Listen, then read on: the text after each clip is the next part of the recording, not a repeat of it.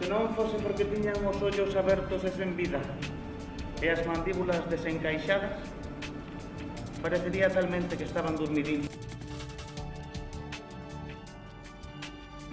Pero como non eran os primeiros cadáveres que desaparecían esa mañá, decidín non preocuparme demasiado.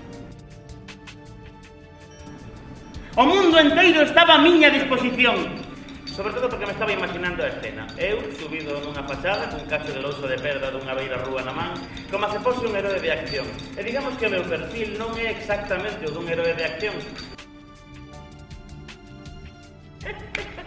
Por un momento esquecera que era o derradeiro habitante do planeta.